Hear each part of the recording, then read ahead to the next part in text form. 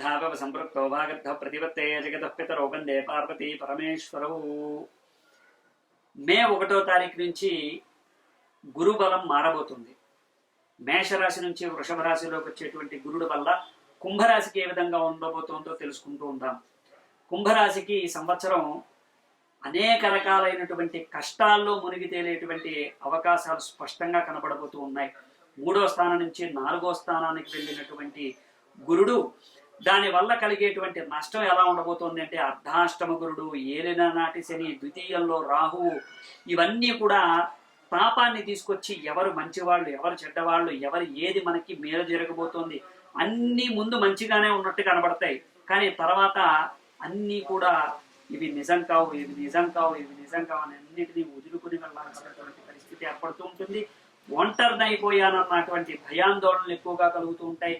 మానసికంగా మీకంటూ ఒక పరిస్థితి ఏర్పడదు, భయాందోళనకి గురవుతుంటారు, డిప్రెషన్కి లోనవుతూ ఉంటారు. కొన్నిసార్లు మీరు విపరీతమైనటువంటి వ్యసనాలకి కూడా బానిసత్వం అయ్యేటువంటి అవకాశాలు ఉన్నాయి. 1 కాదు 2 కాదు, కుటుంబ కలహాలు, అలాగే ఆర్థిక సమస్యలు, అనారోగ్య సమస్యలు, చిన్న చిన్న వ్యవహారాలకే కోపతాపాలు, ఎవరు మంచి ఎవరు చెడు అనేటువంటిది మీకు అస్సలు అర్థం కానే కాదు. చిన్న చిన్న విషయాలకు కూడా మీరు ఇబ్బందులు పడాల్సినటువంటి అవసరం ఏర్పడుతుంటుంది. ముఖ్యంగా గురుబలం లేకపోవటం వల్ల మీ యొక్క ఆలోచన ఎప్పుడూ కూడా నెగిటివ్ ఎనర్జీతో కూడుకుని ఉంటుంది. అంటే ఏదైనా చెడు జరుగుతుందేమో, ఏదైనా ఇబ్బంది జరుగుతుందేమో, ఏదైనా అనారోగ్య సమస్యలకి గురి అవటానికి కలిగినటువంటి మార్గాలన్నీ కూడా ఇప్పుడు మీకు వరుస పెట్టి వచ్చేటువంటి అవకాశాలు ఉన్నాయి. తప్పకుండా మీరు ఏ రంగం వారైనా సరే, విద్యార్థులు, స్త్రీలు, పురుషులు, ఉద్యోగస్తులు, వ్యాపారస్తులు చాలా జాగ్రత్తగా ఉండవలసినటువంటి సమయం. అస్సలు అదృష్టం కలిసి రానటువంటి సమయం. కాబట్టి మీరు నేర్చుకోవాల్సినటువంటి సమయం, మీరు తెలుసుకోవాల్సినటువంటి సమయం. ఈ సమయాన్ని మీరు స్వామికి, వెంకటేశ్వర స్వామికి కూడా ఎప్పుడూ నిరంతరం పూజ చేసుకోవాల్సినటువంటి సమయం. అలాగే నవగ్రహ పాశుపత రుద్ర హోమం చేయించుకోండి తప్పకుండా. కుంభరాశి వాళ్ళకి ఏలిన నాటి శని, అర్ధాష్టమ గురుడు, ద్వితీయ రాహు, వీటన్నిటి వల్ల కూడా ఇబ్బందులు కలుగుతూ ఉండడం చేత, ఎందుకంటే ఇది లాంగ్ టైం ఉంటాయి, 1.5 సంవత్సరాల రాహువు, అలాగే ఇంకా 5 సంవత్సరాల పాటు ఏలినాటి శని, దాంతోపాటు సంవత్సరం అంతా కూడా కొనసాగే గురుడు అర్ధాష్టమ గురుడు ఉన్నాడు. ముఖ్యంగా గురుడు గురించి మాట్లాడుకుంటున్నాం కాబట్టి తప్పకుండా నవగ్రహ పాశుపత రుద్రోహోమం చేయించుకున్నట్లయితే మీకు తప్పకుండా కష్టాలు తీరుతాయి. అప్పటిదాకా అయితే మీరు ఎట్టి పరిస్థితుల్లోనూ కూడా మీకు మేలు జరిగేటువంటి అవకాశం లేదు. ఎదురు దెబ్బలు తగులుతూ ఉంటాయి, అవమానాలు కలుగుతూ ఉంటాయి, అనారోగ్యాలు కలుగుతూ ఉంటాయి. నేను భయపెడుతున్నాను అని మాత్రం మీరు ఎట్టి పరిస్థితుల్లో అనుకోవద్దు. ముందు అన్నీ మంచిగానే కనబడతాయి, తర్వాత అన్నీ కూడా వ్యర్థము, ఇవన్నీ కూడా మనకి వ్యతిరేకంగా ఉన్నాయని తెలుసుకుంటారు. కాబట్టి దయచేసి తప్పకుండా నేను చెప్పింది తూచా తప్పకుండా పాటించండి, మీకు యోగదాయకంగా ఉంటుంది. అన్ని పరిస్థితుల నుంచి బయటపడతారు, అన్ని దోషాల నుంచి బయటపడతారు, మీకు సమస్యలన్నీ కూడా తీరుతాయి. మరింత సమాచారం కోసం నా కామెంట్ రూపంలో తెలియజేయండి. శుభం భూయా. జై శ్రీ. ఓం వాగర్ధావ సంపృక్తో వాగర్ధ ప్రతిపత్తయే జగతః పితరౌ వందే పార్వతీ పరమేశ్వరౌ. ప్రేక్షక మహాశయులకు నమస్కారం. మనం ఈ సంవత్సరం మే 1వ తారీఖు నుంచి గురుడు మేషరాశిలోంచి వృషభ రాశిలోకి ప్రవేశం జరుగుతుంది. దానివల్ల తులారాశికి కలిగేటువంటి లాభ నష్టాలు ఏ విధంగా ఉన్నాయో తెలుసుకోబోతున్నాం. తులారాశికి సాధారణంగా చాలా బలం ఎక్కువ, అంటే సంకల్ప బలం ఎక్కువ.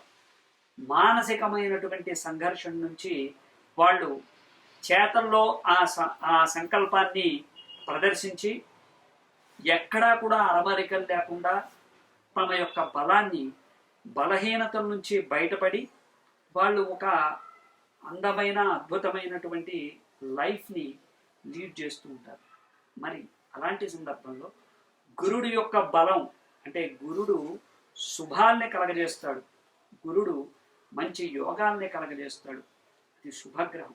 అటువంటి శుభగ్రహం కలిసి రాకపోతే పరిస్థితి ఏంటి అంటే ఎప్పుడూ స్ట్రగుల్ అవ్వడమే జరుగుతూ ఉంటుంది. 8వ స్థానంలోకి గురుడు రావటం వల్ల అనేక రకాలైనటువంటి ఇబ్బందులు. వ్యాపారం చేసేటువంటి వాళ్ళకి ఇన్కమ్ ట్యాక్స్ రైడ్ లాంటివి జరిగే అవకాశాలు ఉన్నాయి. ఉద్యోగం చేసేటువంటి వాళ్ళకి మెమోలు ఇచ్చి సస్పెండ్ చేసేటువంటి అవకాశాలతో పాటుగా ట్రాన్స్ఫర్లు అనవసరంగా అయ్యేటువంటి అవకాశాలు ఉన్నాయి. వీటన్నిటితో పాటు వయసు మీద పడినటువంటి వాళ్ళకి అనారోగ్య సమస్యలతో పాటు వెనక నుంచి, అంటే ముందు నుంచి జరిగితే అది వేరే సంగతి, వెనక నుంచి చిన్న చిన్న యాక్సిడెంట్స్ కూడా జరిగేటువంటి అవకాశాలు ఉన్నాయి. వీటన్నిటితో పాటు వెన్నుకి సంబంధించినటువంటి, పొట్టకి సంబంధించినటువంటి అనారోగ్య సమస్యలు స్త్రీలకు ఎక్కువగా కలగబోతూ ఉన్నాయి. ప్రేమ వివాహాలు అయ్యి ఈ సంవత్సరమే విడిపోయేటువంటి అవకాశాలు ఉన్నాయి. మాట పట్టింపులతో అన్నదమ్ముల మధ్యలో వైరం వచ్చేటువంటి అవకాశాలు ఉన్నాయి. వీటన్నిటికీ తోడుగా మీరు ఏ పని చేసినా ఆలస్యంగా చేయటం, దాంతోపాటు బద్ధకం, దాంతోపాటు అసహనం, కోపం, వీటన్నిటినీ కూడా చూడటం ఎక్కువగా జరుగుతూ ఉంటాయి. ఎన్ని శుభకార్యాల కోసం మీరు ఎంత తాపత్రయపడినా కానీ ఈ సంవత్సరం అయ్యేటువంటి అవకాశాలు 10 నుంచి 20% మాత్రమే ఉన్నాయి. ఆ 10-20%లో కొంతమందికి అవుతాయి, కొంతమందికి అవ్వవు. అంటే శుభకార్యాల విషయంలో ఆల్రెడీ ఫిక్స్ అయిపోయినటువంటి సందర్భాలు కాకుండా ఈ సంవత్సరమే మీరు అనుకుని ఈ సంవత్సరమే చేయటం అనేటువంటిది అసంభవం.